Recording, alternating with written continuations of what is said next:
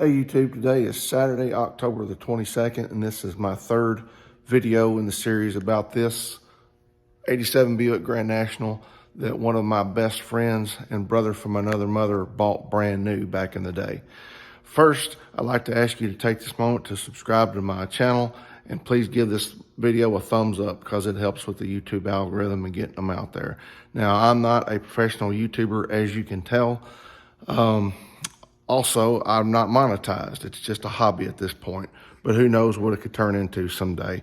My purpose for these videos are about the journey of the car, where it's been for the last 12 years, the condition that it's in, and getting it to its new home for the remainder of its life, for the remainder of my life, which is in this shop right here.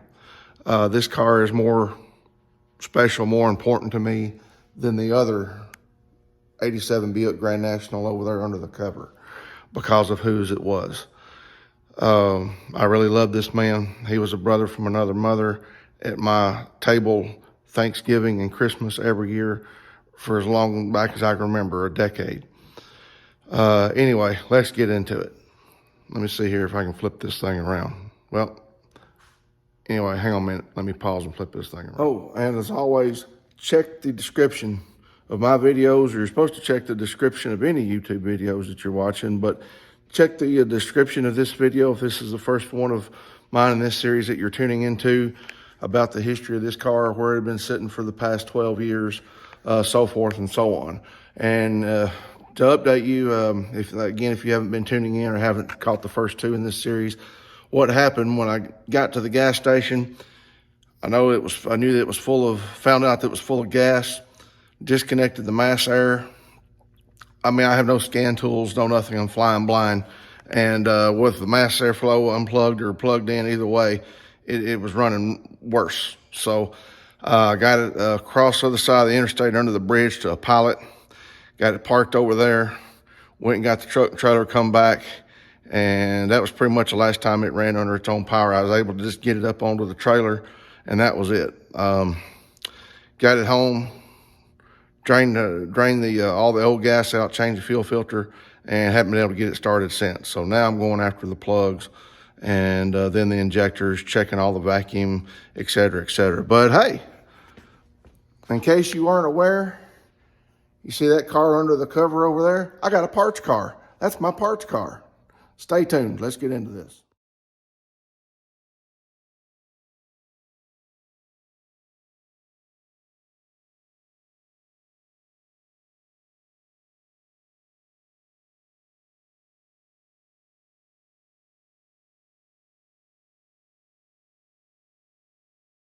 So here we are about 8:31 on Saturday night, October the 22nd.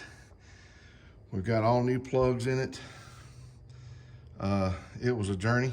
Of course, I'm not Mike Schroeder. Mike Schroeder would have had all this done in 30 minutes and inside eating some Fat Boy biscuits, but I'm not him.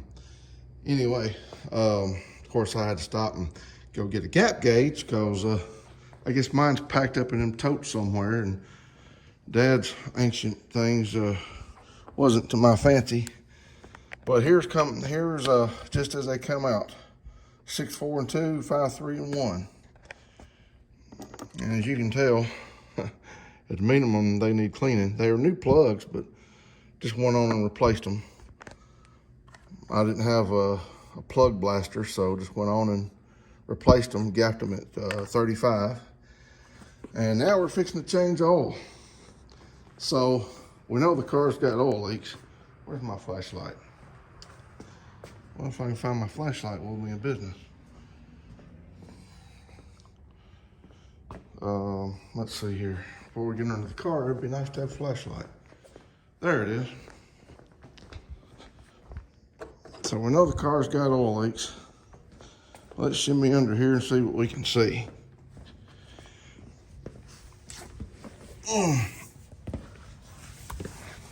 Looks like it's mostly coming from the right side. And down onto the starter, that's never good. So where's it coming from up top? course, I'm about to lay right in it. You can tell where it's ran out all under it here since the car wash.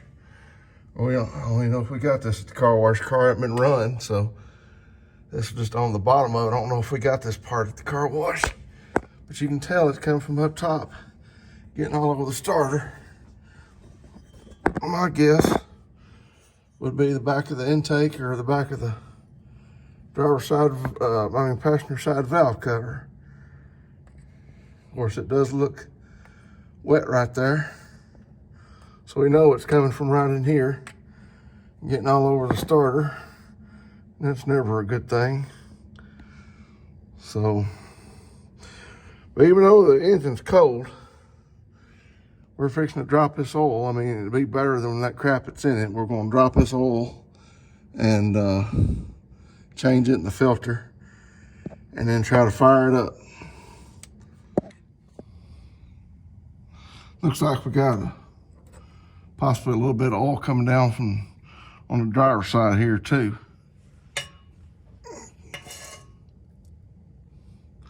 So we got valve covers leaking, probably a pane gasket and an intake gasket. You know what? Show of hands. Instead of dropping the oil first, I kind of wouldn't mind dropping it warm. Who'd rather see if this thing's going to start with new plugs, fresh gas, and a filter instead of changing the oil first? Me. All right, let's give it a whirl. Got everything hooked up, battery plugged in over there. Let's see what happens. Let's give it a spin. Whoops.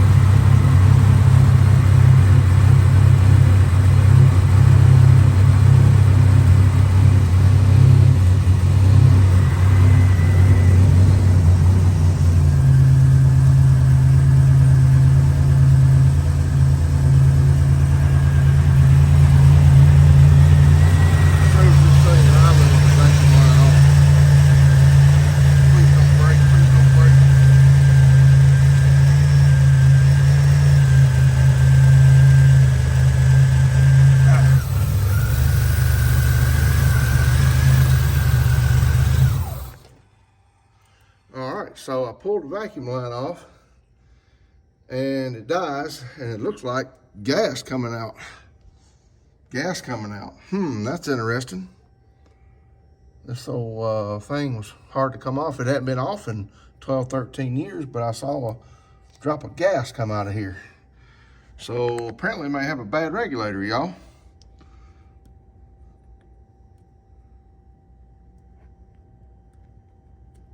Let's see if it starts back up.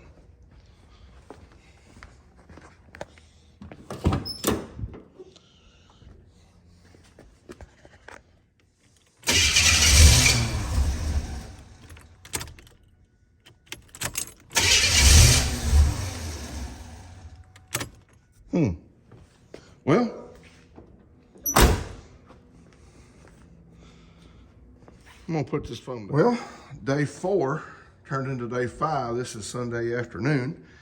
And as we last left it last night, I discovered and said in the video, it appears to got a bad fuel pressure regulator. Obviously it was.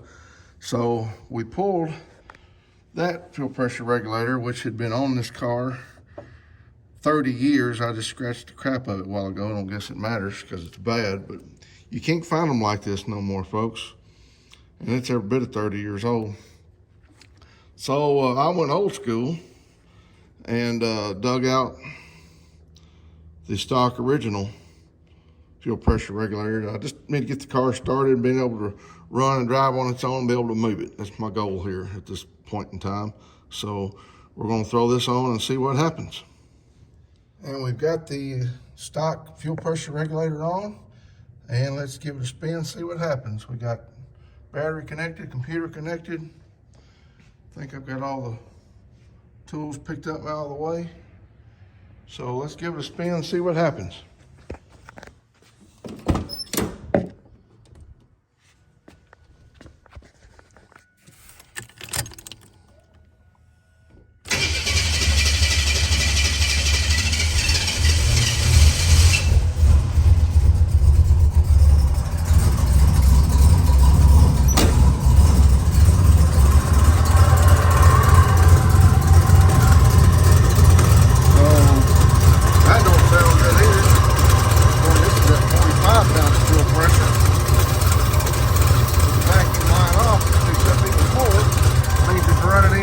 That's the last thing we need.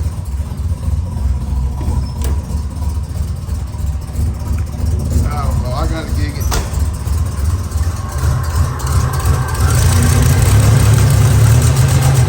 Too much fuel, y'all.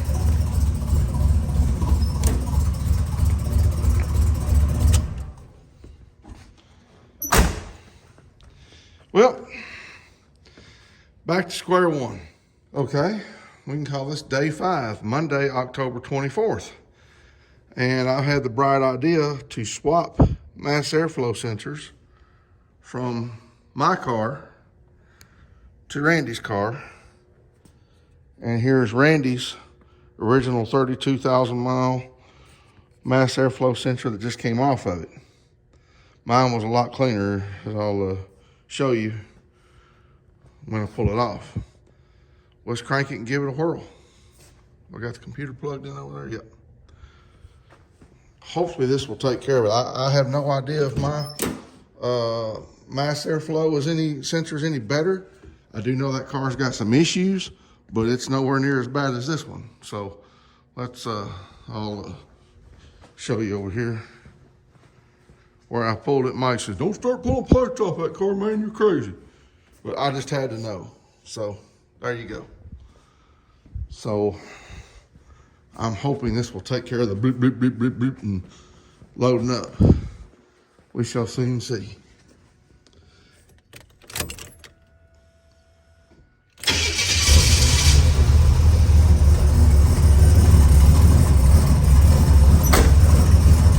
Don't really sound much better.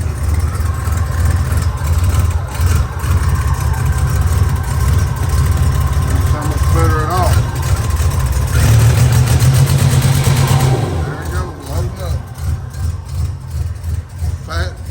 So fat. So much for that. And as you can see, that was fuel smoke. And it was fat.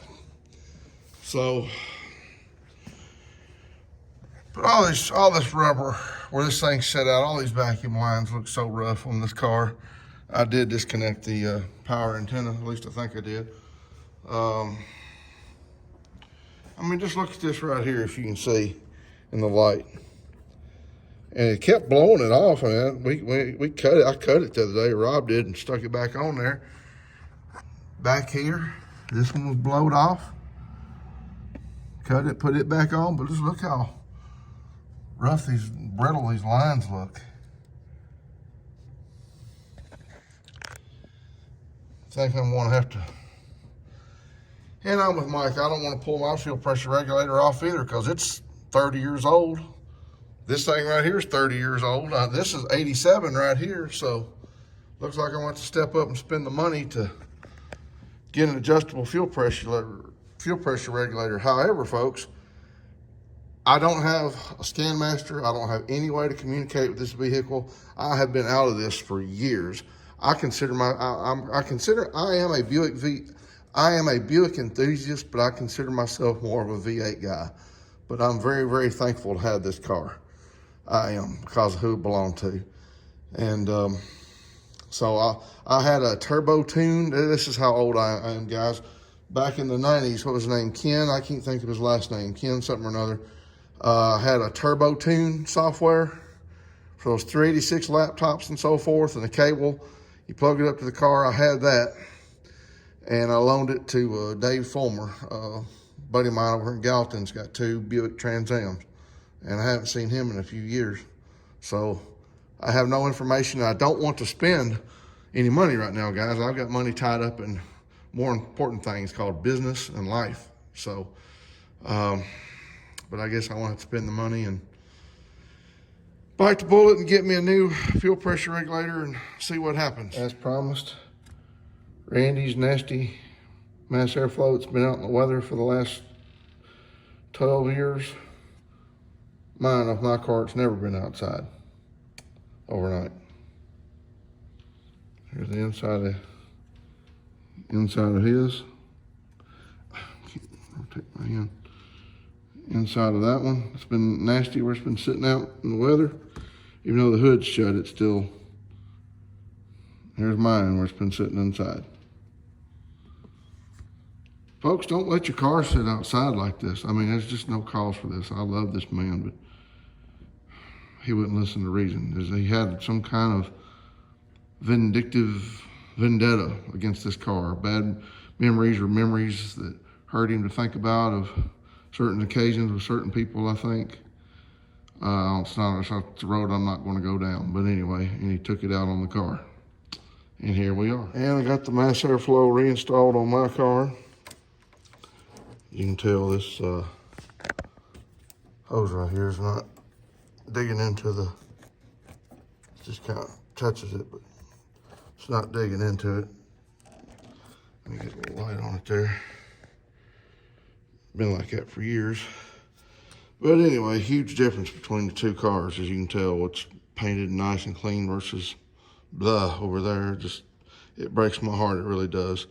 I once said in a previous video, part 2, I think, that that car over there once equaled this one. No, that car over there once exceeded this one because it was a 32,000 mile car versus this one, which was, you know, higher in mileage. Still about just as clean, but 32,000 miles is 32,000 miles. And then it looked like this or better. And now look at it today, it really breaks my heart. Today, November the 15th, 2022, I finally got this car running since it got here 3 weeks ago. It was running at Randy's house, tried to drive it home, got about 5-6 miles down the road. Sounded like it was a dust dumping fuel. I mean, like a stuck injector. I figured trash or debris got into it. Got the car home, drained out all the old gas. That's all the old gas right there. 3 full cans and parcel of another. Changed the fuel filter. I've had it in here. I found that the 30-year-old adjustable Bosch adjustable regulator was leaking through the vacuum port. I changed the plugs. There's the plugs that come out of it in the order that they came out of. I believe that should be number 6. And the car has been running now for about 5 minutes. Oh, let me back up. I swapped computers. This was the computer that came out of Randy's 32,000 mile car. The computer that's in Randy's car now is my original computer for my car over there. This computer, correct me if I'm wrong, I'm thinking it might be a reman. I mean, it's got different labels on it from mine. Well, yeah, it even says it's a reman. But I'm thinking that the drivers may have decided to go bad. But all I can tell you is when I changed computers, I spun the motor to build up a little oil pressure. Then when I hooked up the computer and went to start it, it first was doing that bloop, bloop, bloop, like you know, like an injector stuck open. Black smoke rolling out. Only when you give it throttle, it wouldn't idle on its own. And then I shut it off for a minute. And if let's just try it one more time. And this time I just bumped the key and it fired up and been sitting here running ever since. It was running a couple of minutes before I started this video. We're 2:26 into it now. If it comes up, it says here it comes up to temperature, I'm going to dump this oil. change this oil. That's why the whole reason why it's been jacked up like this the whole time. Let's see here. Looks like it's up to temperature, a good oil pressure, and that is the computer that came out of my car over there, fellas. So it's got some oil leaks though. Let me tell you. Of course, so here's the exhaust coming out smooth. You know, just condensation. It's what, 40 degrees out here today. Let's give this throttle and see what happens.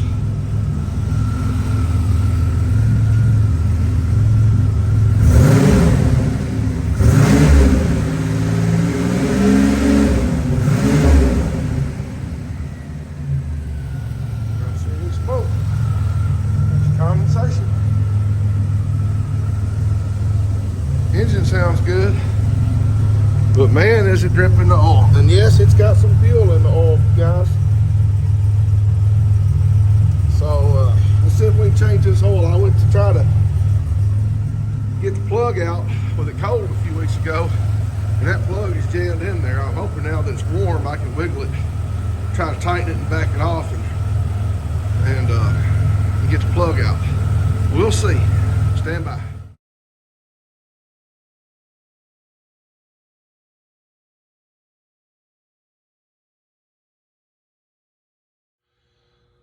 So I got the oil changed, got the filter off, got the filter changed. Randy had a 52 on there. I just went back with a 46. Getting ready to dump some Mobil 1 1550 in it. Of course, that's my paid advertisement for Mobil 1. Ha, I wished. But fellas, I want to harp on this subject just a little bit more. This again was a perfect example of a 32,000 mile car until he let this thing sit out for over a decade, 12, 13 years. And it did not look like this underneath it, guys, before. I mean, look at all this, you know, here on the tie rods and everything. And right up in here, you know, it didn't look like this, people. This is what happens when you let them sit out in the weather. So don't let nice, beautiful cars sit out in the weather, folks. It just breaks my heart, but it is what it is. And again, I'm very, very, very thankful to have this car, but heartbroken for the condition that he let it get in. But that was another subject. I think it had a lot to do with a broken heart, but we're not going to get into all that. And he just decided to abandon it and said, heck with it. And it was a touchy subject, and he didn't want to talk about it. I think his attitude was just let it sit there and rot. So, and that's basically what happened. But oh well, here we are, and it is what it is, and I miss my friend. I miss him daily, and I'd much rather have him instead of his car, but I am very thankful to have this car. All right, so I got the oil changed. And by the way, just wanted to put out, this is the 1987 stock OEM non-adjustable fuel pressure regulator off of either this car over here or another one that I had through the years, which was an 86. So we just changed the oil, and of course my coolant tank over is loose where I had the battery terminals off earlier. Had a big battery in there. Let's bump a key and see if this thing fires up again. Praying that it will. Of course, there's my stock computer still in there, Randy's computer sitting behind it with my chip out on the floor.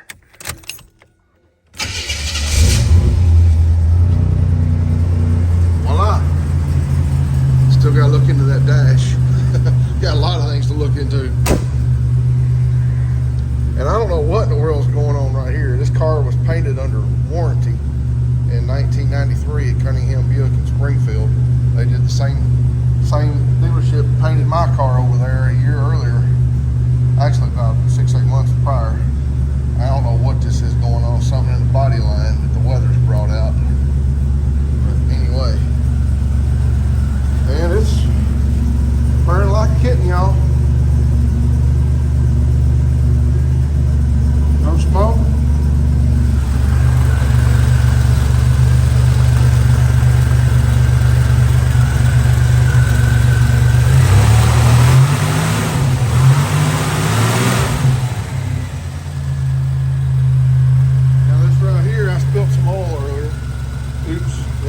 is burning off right there. My bad.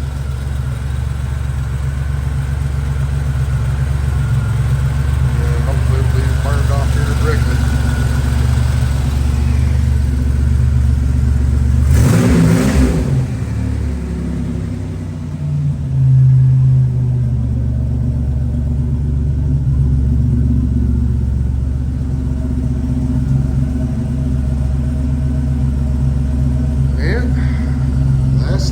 It's running.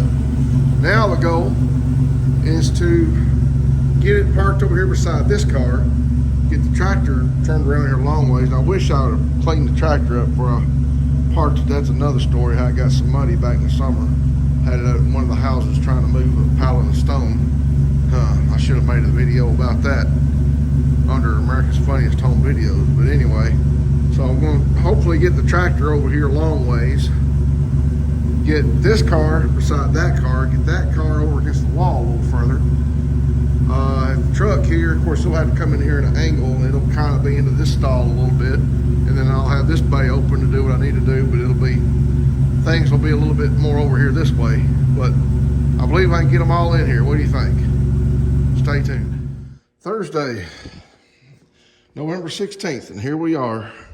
The car is fixing to move for the first time, and I guess 3 to 4 weeks, been here about a month, and it's fixing to move on its own power. I wiped a few spots here and there, didn't do much good. We went to the car wash on the way home, and I tried to wipe it a little bit here and there. You can't tell much, but it looks better than it did.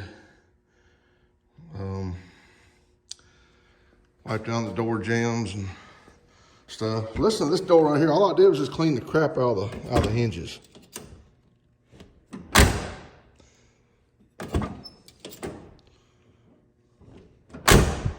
Not bad, huh? So, anyway, that's the interior. Trunk. I'm gonna show you the trunk. Let's get the trunk here. Excuse my finger.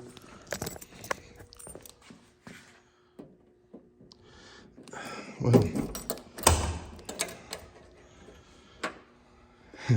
inside this bag right here, a bag full of receipts. I'm sure I'll find the receipt from where it was painted under warranty in '93, but this same Buick dealership, Cunningham in Springfield, did some work to it here. Mechanical work. Well, the car was stone bone stock back then. Wiped out the door jambs, all the doors and trunk and stuff, just trying to depunkify it from the years of sitting outside. And again, as you heard me say 100 times in this video, it did not look like this prior to sitting outside for over a decade.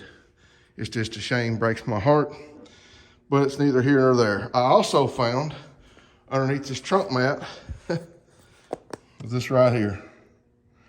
Haven't tried to open it yet, but again, it just breaks my heart. Got this door jamb wiped out. Wiped all the hinges down and everything. And there, this is from yesterday. That's my computer. That's Randy's computer, which is a reman. And that's my chip over there in the floor. In case any of you are wondering, this right here is for measuring EGTs, which I'm sure any of you that know anything about these cars already done picked up on that. Oh, do that again. Didn't mean to slam it. Oh well. So that's it. Let's fire it up and see what happens. Shut this trunk here.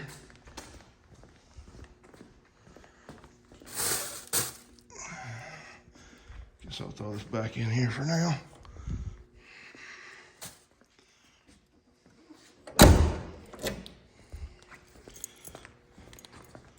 And let's just start with a bump of the key.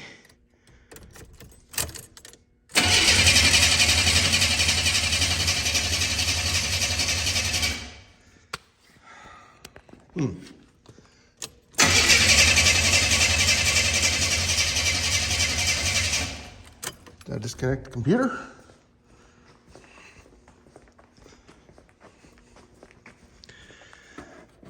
And it would appear that I did. Stand by. All right, didn't know I had the computer disconnected. Don't remember that. Anyway, here we go. There's the fuel pump.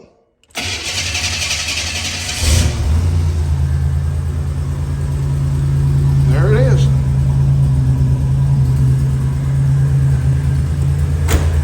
So the goal is now is to pack everything in here like sardines. Move that car over closer. I'm gonna blow the garage floor out, maybe clean up a little here and there, get everything out of the way. Get this car over against that one. Of course, that one can go closer to the wall. This car against it, the F-250 here, the tractor in front of it long ways, four-wheeler and zero turn in front of it, and then my blue GMC right here.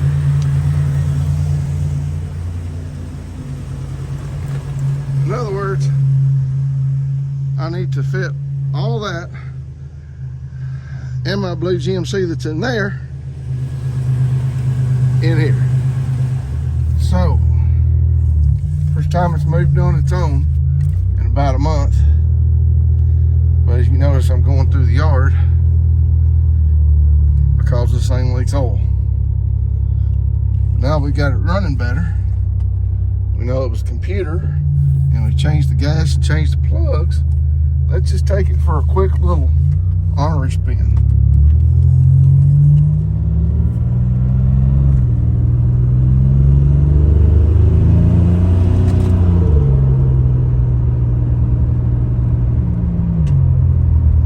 Ooh, feel those tires.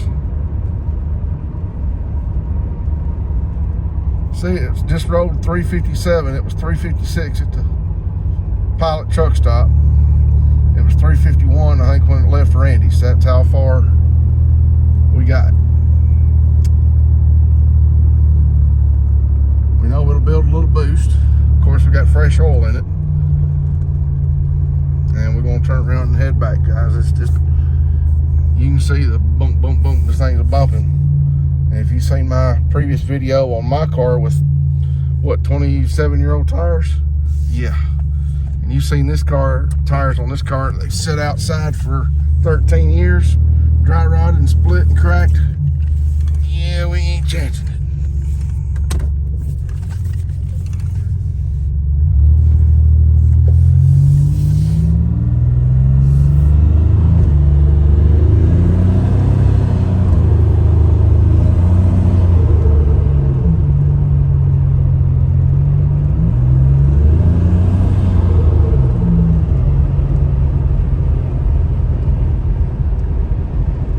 Yeah, they flat spotted, that's for sure.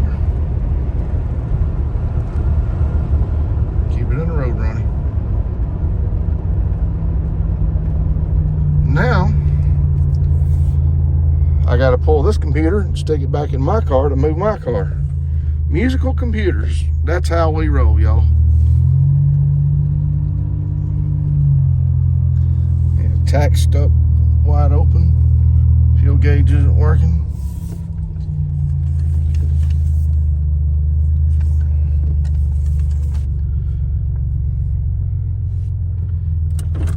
Here we go, folks. That's it.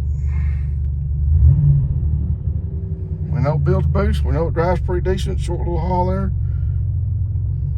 Let's go get the other one. Just in case you were wondering, there's temperature, oil pressure. Just sitting here idling.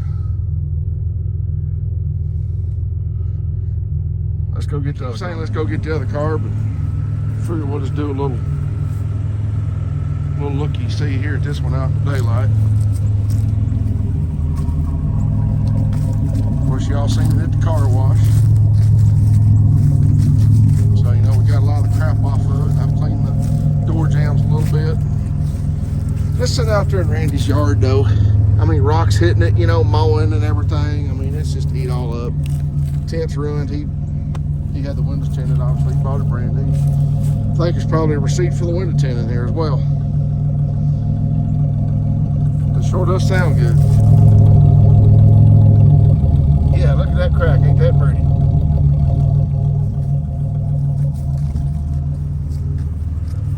32,000 miles.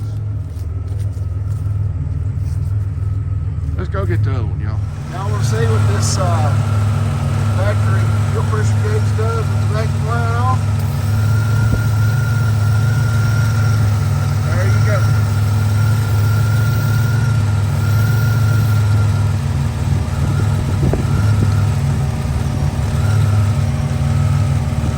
That's it. All right, got my oil pressure primed, got fuel at the rail, my computer, Randy's chip. Both got 43-pound injectors.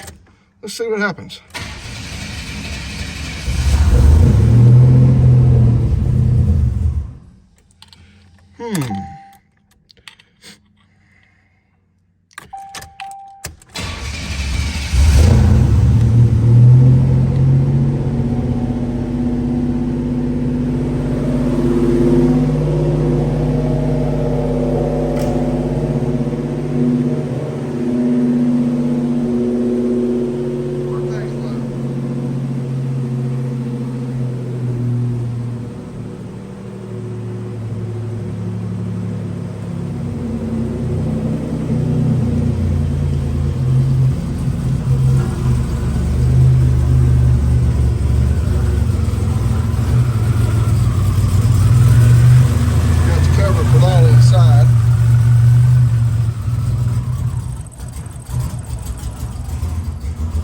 Typical. I don't think that's a chip. I just think that's something going on in the car I haven't had time to get into. Of course, it's bad.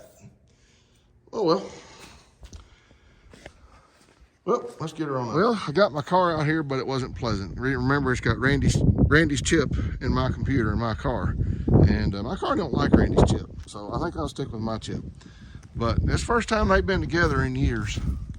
But they've spent some time together before. I've got VHS of them together, side by side, one looking just as good as the other. Like mint, like new, like representing, like they should. And of course, anyway, you know, deal with Randy's car. Here we are today. I mean, mine, this is the original bumper filler back here, and just sitting in that shop, it's starting to come apart. My front bumper filler was replaced a few years ago, thanks to my buddy Mike Schroeder, getting it painted for me and helped me put it in one day out here. Never even took the bumper off. I was kind of amazed.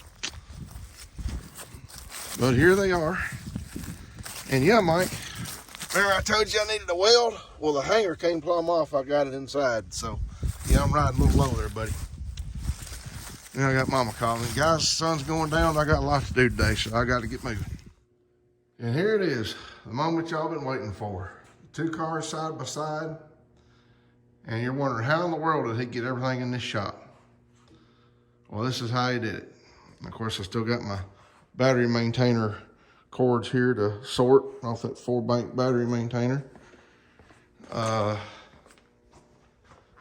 Still got the old gas to dispose of from Randy's car. But it's all in here. I left the 4-wheeler out here by its lonesome.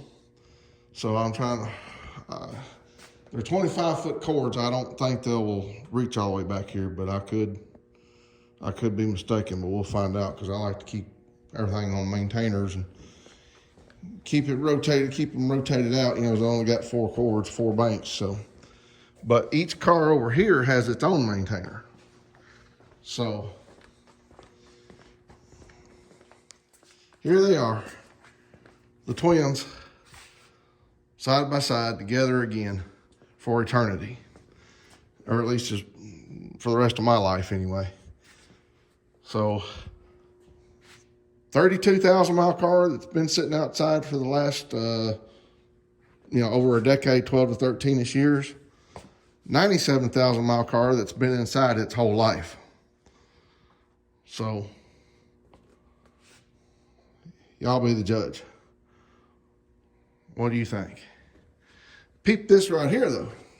Now, if you've watched my previous video, this car right here has got 27-year-old tires on it. That's why the wheel drag lights are on the back, as are my front runner tires from back in my drag racing days. Of course, here's my caps and lug nuts. You recall in that video in that last video we did on this car, we didn't get a chance to do much. Check this out right here. Shoot, I don't have a flashlight with me, but this tire is separating. So it is blowed up so much when I went to turn, trying to wiggle it in here, it was hitting the fender well. Stock wheel there, as you can see. It's just blowed up tremendously. It's just getting ready to go pow. So right here is a good place to do it, because it ain't going nowhere for a while, a long while. So wrapping things up, we're at the end of the third video on this car, which has taken place over the course of 2 months roughly, because it started at the end of October. Today is December the 31st, 2022. That's Saturday. So Happy New Year, y'all. I just wanted to add this clip on to the end of the video and say Happy New Year and finish with this. What I want to ask you, my viewers, what should I do with this car? I mean, it's not going anywhere. It's not for sale, so that's out of the question. But this man was very important to me. So my thoughts are, I would like to put it back in mint condition like it was before he abandoned it in his backyard. Or, I hate black. Everybody that knows me knows I hate black. Should I paint it Porsche Guard red and chrome the bumpers and put T-type wheels on it?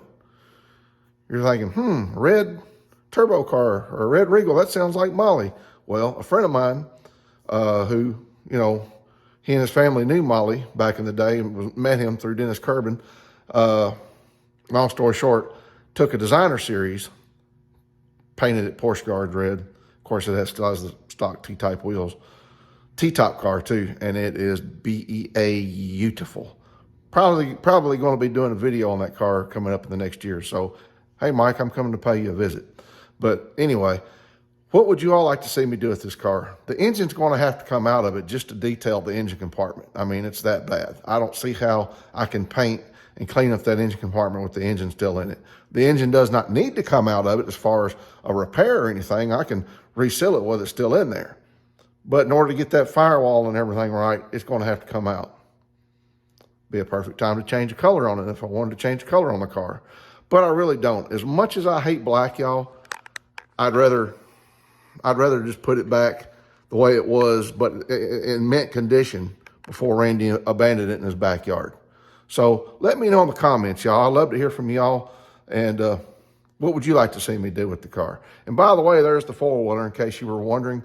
And yes, the cords from the battery maintainer do reach there because I got extensions on top of that 20. There's the cord that came out of the maintainer, and then the 21 or 25 foot cords were extensions that go to that. So it connects to it just fine. So thank you all for watching. Please like and subscribe, and check the, be sure to check the description for links to the previous videos on this car and to Randy's BEA Beautiful 70 GS. I'll be having some more videos coming up in the future. Be sure to check them out. Thank you for watching. Happy New Year.